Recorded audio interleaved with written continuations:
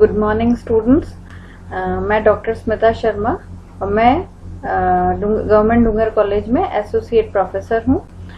मैं आपको महाराजा गंगा सिंह यूनिवर्सिटी बीकानेर द्वारा प्रिस्क्राइब्ड सिलेबस के अनुसार बीएससी पार्ट सेकंड का पेपर सेकंड पढ़ा रही हूँ। इसी संदर्भ में हम जो चैप्टर अभी पढ़ रहे हैं उसका नाम है काइनेटिक थ्योरी ऑफ गैसेस। इस चैप्टर में हमने इससे पहले वाले लेक्चर में प्रेशर की एक्सप्रेशन निकाली थी। We had discussed postulates of kinetic theory of gases and we had also obtained the expression for pressure of an ideal gas. हमने आदर्श गैस के दाब का व्यंजक ज्ञात कर लिया था और हमने मूल कल्पनाएं जो काइनेटिक थ्योरी ऑफ गैसेस की मूल कल्पनाएं हैं वो भी हमने पिछले लेक्चर में पढ़ ली थी। आज जो मैं लेक्चर में पढ़ाऊंगी वो ये है कि हम जो दाब के एक्सप्रेशन निकाल चुके हैं उसकी सहायता से हम जो आदर्श गैस के नियम है जैसे बॉयल का नियम, चार्ल्स का नियम इत्यादि, इनकी व्याख्या हम कैसे कर सकते हैं उसके बारे में हम पढ़ेंगे। और इससे भी पहले हम रूट मीन स्क्वायर CRMS वेग, रूट मीन स्क्वायर वर्ग माध्य मूल वेग के बारे में हम पढ़ेंगे। तो चलिए शुरू करते हैं हम वर्ग माध्य मूल वेग। तो हम जो भी सबसे पहले हम वर्ग माध्य मूल वेग की बारे में जानकारी प्राप्त कर लेते हैं। मुझे थोड़ा सा इस राइटिंग पैड पे रखने की आदत कम है, इसलिए थोड़ी राइटिंग में दिक्कत होगी, लेकिन धीरे धीरे वो सुधर जाएगी। कहीं कुछ चीज नहीं समझ आए तो आप अपने YouTube के कमेंट बॉक्स में जरूर मुझसे शेयर कर सकते हैं, मैं उसको सॉल्व कर दूंगी। तो हम ये root mean square velocity define करेंगे। सबसे पहले हम इसको डिफाइन करेंगे। तो ये कैसे डिफाइन होती है, देखिए कल हमने सी स्क्वायर बार के बारे में पढ़ा था। सी स्क्वायर बार क्या है हमारा, C1 square bar plus C2 square bar plus C3 square bar plus Cn square bar. इसके बारे में हमने कल पढ़ लिया था। ये अलग अलग अणुओं की वेलोसिटी है जिसको हमने इकट्ठा करके C स्क्वायर बार के फॉर्म में लिख दिया था। अब अगर हम इसका माध्य मान निकालें तो माध्य मान निकालने के लिए हमने n से भाग लगा दिया था। ठीक है, n से भाग लगाने के बाद ये पूरा का पूरा C स्क्वायर बार के बराबर आ गया था और हमने इसको नाम दिया था माध्य वेग। ठीक है, मीन वेलोसिटी।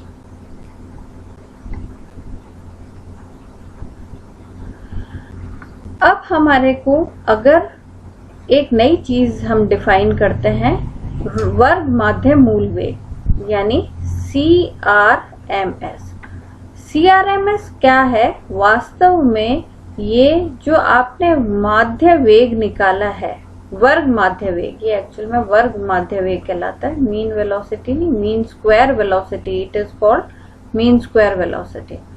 ठीक है, तो अगर मीन स्क्वायर वेलोसिटी का अंडर रूट हम ले लें तो जो वेग प्राप्त होगा वो हमारा क्या होगा, रूट मीन स्क्वायर वेलोसिटी होगी। तो इसको हम कैसे लिख सकते हैं, CRMS square is equal to C square. ठीक है, तो अगर हम इसका स्क्वायरिंग बोथ साइड्स करें तो हम कुछ इस तरीके से लिख सकते हैं। अब जो कल हमने एक्सप्रेशन पढ़ी थी वो P की एक्सप्रेशन क्या थी, 1/3 mn C square bar upon V, ये थी एक्सप्रेशन।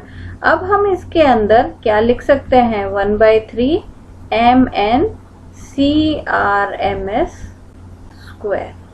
तो हम इस रूप में भी इसको प्रदर्शित कर सकते हैं। और हमारे को पता है बाकी सारे तो केसेस हमारे को मालूम, ये अपॉन V भी आएगा, ये सारे केसेस मालूम है हमारे को। m into n capital M होता है ना, इसकी जगह हम कैपिटल M लिख सकते हैं। m अपॉन V की जगह हम रो लिख सकते हैं। ये सारी चीजें हमने कल डिस्कस कर ली, वही सारी चीजें हम इसके अंदर भी इंक्लूड कर सकते हैं। तो हमारी जो प्रेशर की एक्सप्रेशन है वो हमारी एक नया फॉर्म ले गई। अब क्या आ गया, P बराबर 1/3 m/v CRMS स्क्वायर। इसको हम 1/3 रो CRMS स्क्वायर भी लिख सकते हैं। तो ये हमारी कुछ अलग अलग तरीके आ गए P को डिफाइन करने के। जैसे हमने कल अलग अलग एक्सप्रेशंस के फॉर्म देखे थे, वैसे ही हमारे ये दो फॉर्म्स भी आ गए। अब हम इसके अंदर सबसे पहले जो चीज पढ़ेंगे वो है हमारे आदर्श गैस के ताप की व्याख्या। आदर्श गैस के ताप की व्याख्या। मैं काफी धीरे धीरे लिख रही हूँ, इसलिए आप चाहें तो अगर इस वीडियो को देखते देखते आप चाहें तो नोट्स भी बना सकते हैं अपने। हमेशा स्वयं के नोट्स बनाने चाहिए। दूसरे नोट्स से आप गाइडेंस ले लीजिए, लेकिन नोट्स हमेशा खुद के ही होने चाहिए। वही एक अच्छे पढ़ाई का तरीका है। तो मैं क्या कर रही हूँ, interpretation of temperature of an ideal gas, ये मैं निकालूंगी। तो यानी आदर्श गैस के लिए ताप को हम कैसे डिफाइन करते हैं उसके बारे में अब हम पढ़ेंगे। तो इसके लिए हम वापस से गैसों के गत्यात्मक मॉडल के अनुसार गैस का दाब अणुओं के वेग, वर्ग माध्य मूल वेग और रो के ऊपर निर्भर करता है, जैसा हमने अभी पढ़ा था। क्या करता है, 1/3 रो CRMS स्क्वायर। ये चीज हम पढ़ चुके हैं। या हम इसको अगर मूल रूप में लिखना चाहें तो हम ऐसे भी लिख सकते हैं, V CRMS स्क्वायर। ठीक है, यहाँ पर ये चीज ध्यान में होनी चाहिए आपको। M जो है वो हमारा क्या है, मास ऑफ 1 मॉलिक्यूल। यह एक अणु का द्रव्यमान है। N जो है गैस में अणुओं की संख्या है और V गैस का आयतन है। और CRMS तो हमने अभी वर्ग माध्य मूल वेग है।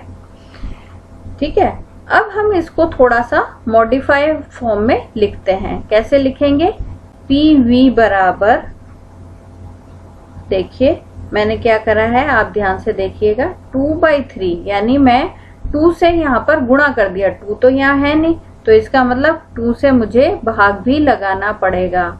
अब देखिए मैं क्या ऐसे लिख सकती हूँ,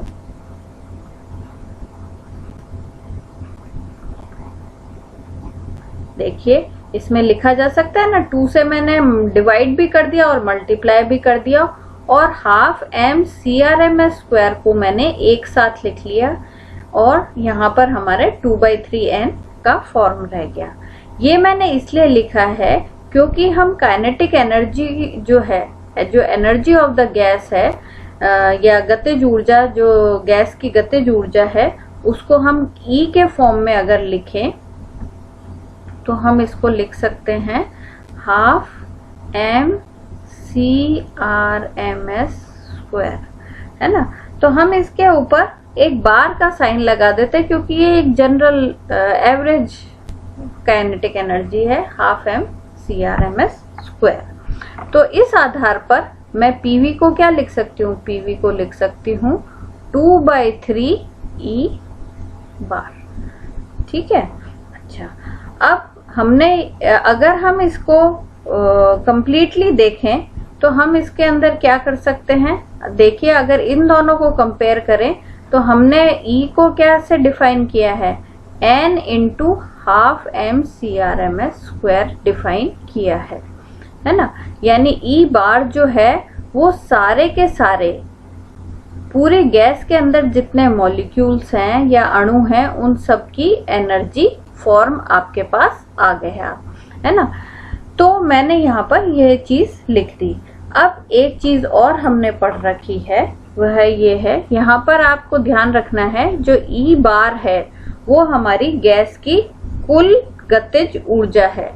एक चीज का आपको मैं यहाँ पर बता दूं कि जो एनर्जी है आदर्श गैस की स्थिति में, आदर्श गैस की स्थिति में जो एनर्जी डिफाइंड होती है वो सारी की सारी काइनेटिक फॉर्म में होती है।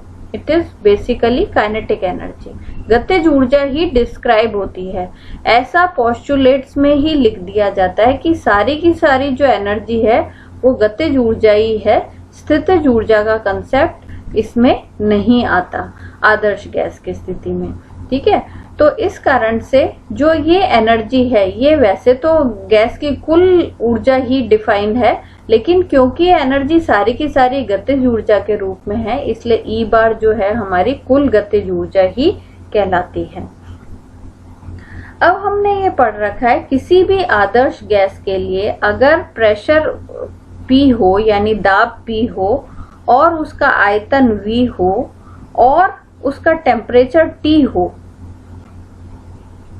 तो हमारे को एक निम्न गैस समीकरण प्राप्त होता है। ठीक है, XRT। तो ये जो गैस का समीकरण प्राप्त हुआ हमारे को, इसके अंदर सबसे पहले हम X की बात करें। X क्या है? X हमारा कहलाता है मोल फ्रैक्शन। मोल फ्रैक्शन का मतलब मोल अंश। मोल अंश, और इसको हम डिफाइन कैसे करेंगे? Capital M upon M0। अब ये कैपिटल M अपॉन M0 क्या हो गया? M0 हमारा है molecular mass of the gas, gas का अणुभार। ठीक है, ये तो हो गया हमारा गैस का अणुभार। और कैपिटल R क्या है? R है हमारा यूनिवर्सल गैस कांस्टेंट। इसके बारे में आप सभी जानते हैं, यूनिवर्सल गैस कांस्टेंट। और इसका मान कितना होता है? 8.3 जूल पर मोल इंटू केल्विन। ये होता है 8.3 जूल पर मोल केल्विन। तो ये हमारी सारी चीजें इसके अंदर आ गई।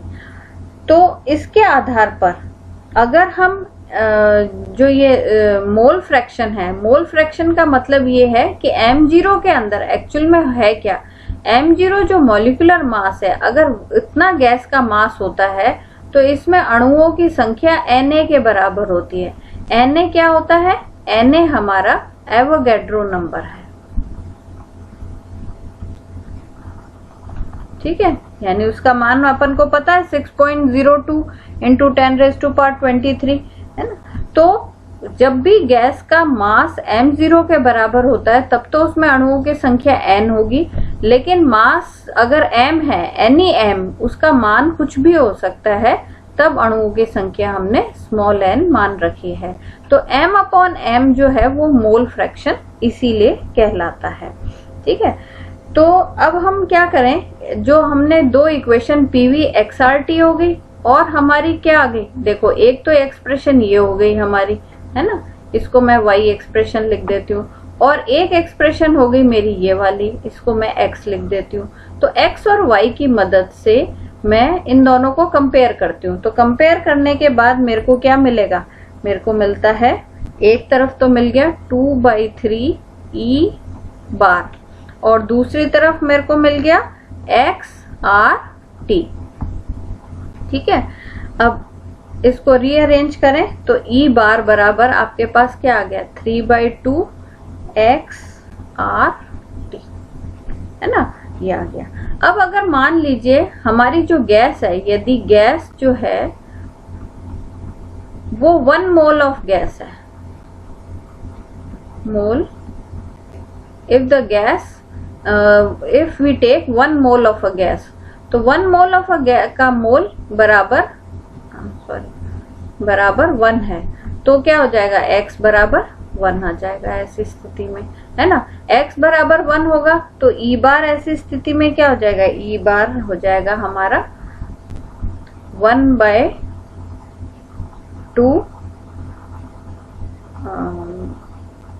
इसके अंदर 3/2 RT के बराबर हो जाएगा। ठीक है। अच्छा, हमने एक चीज और इसके अंदर डिस्क्राइब करी थी। हमने ई बार क्या डिस्क्राइब किया था? हमने डिस्क्राइब किया था 1/2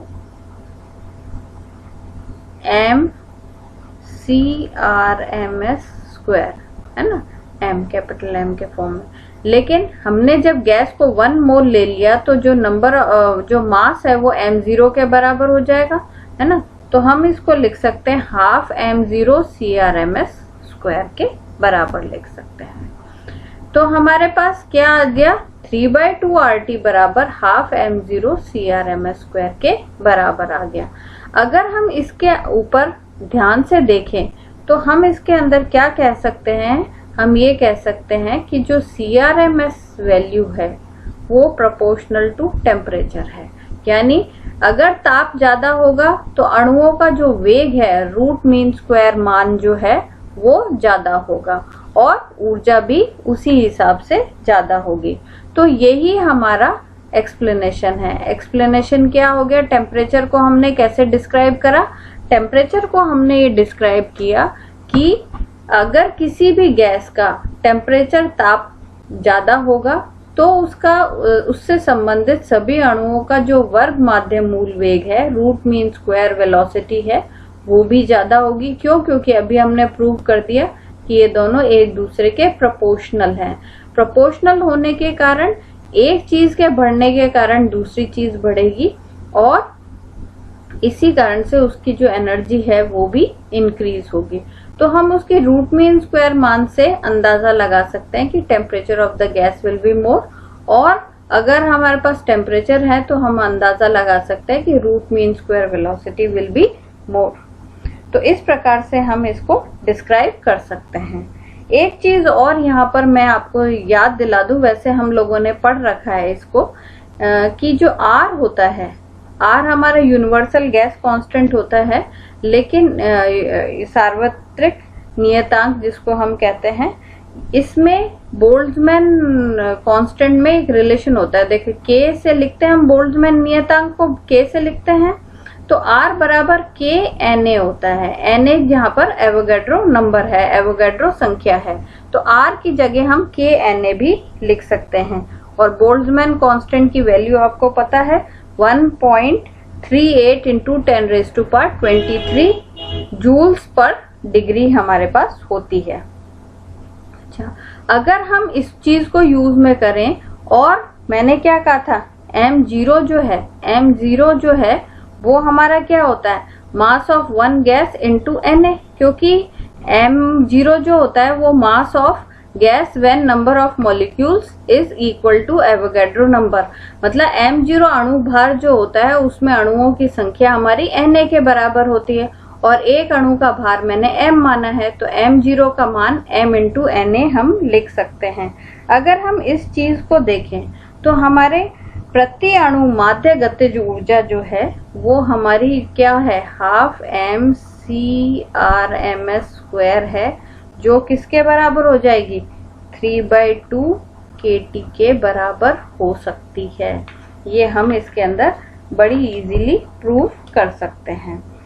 तो ये हमारा काइनेटिक इंटरप्रिटेशन ऑफ टेम्परेचर था। अब हम इसके अंदर कुछ गैस के नियम प्रूव करेंगे। गैस लॉज हम इसके अंदर प्रूव करते हैं। ठीक है, तो गैस लॉज देखिए, गैस लॉज हमने जो जितने भी गैस लॉज हैं वो हमने केमिस्ट्री में भी पढ़े हैं, फिजिक्स में भी पढ़े हैं। हम उन्हीं चीज को एक 1 by 1 दोहराएंगे। पहले बॉयल्स लॉ की बात करते हैं, बॉयल का नियम। तो बॉयल का नियम वास्तव में इसकी जो परिभाषा है वो क्या है? बॉयल का नियम कहता है कि कीपिंग टेम्परेचर कांस्टेंट, अगर तापमान कांस्टेंट हो तो V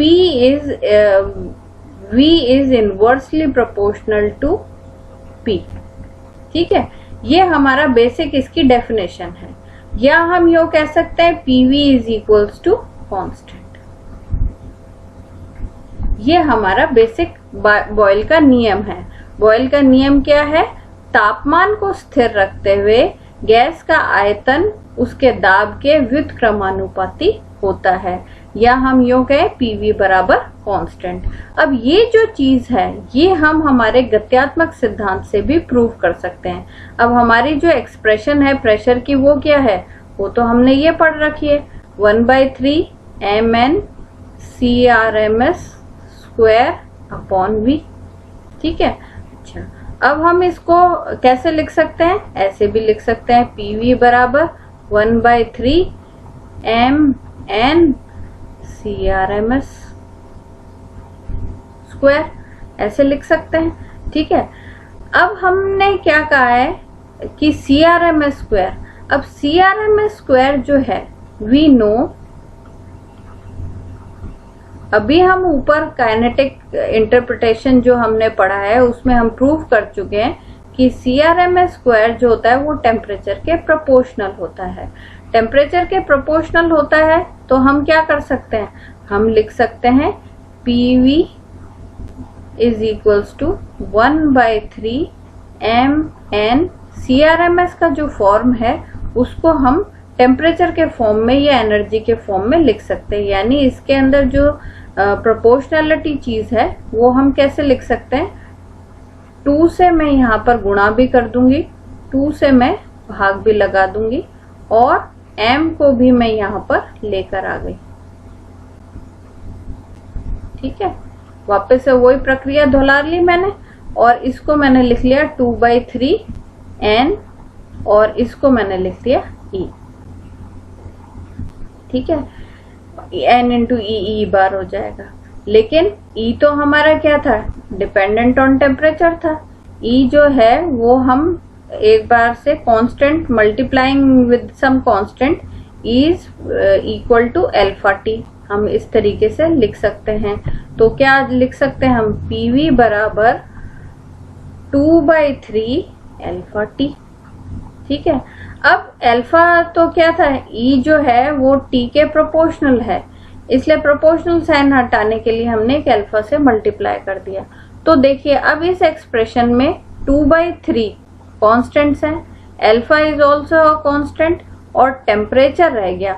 अब टेम्परेचर अगर हम बॉयल का नियम करना चाहते हैं तब तो हम टेम्परेचर को कांस्टेंट रखेंगे ही रखेंगे, तभी बॉयल का नियम सिद्ध होता है ना, तभी लागू होता है। तो अब इसके अंदर क्या हो गया, इसके अंदर अगर अपन देखें तो ये भी कांस्टेंट, ये भी कांस्टेंट और टेम्परेचर बॉयल के नियम के लिए टेम्परेचर भी कांस्टेंट हो गया। तो ये पूरी जो राशि है इट बिकम्स अ कांस्टेंट। तो आपका ये प्रूव हो गया, हेंस प्रूव। यानी आपने क्या करा, गैसों के गत्यात्मक सिद्धांत से आपने ये प्रूव कर दिया कि बॉयल का नियम जो है वह गत्यात्मक सिद्धांत से सिद्ध होता है।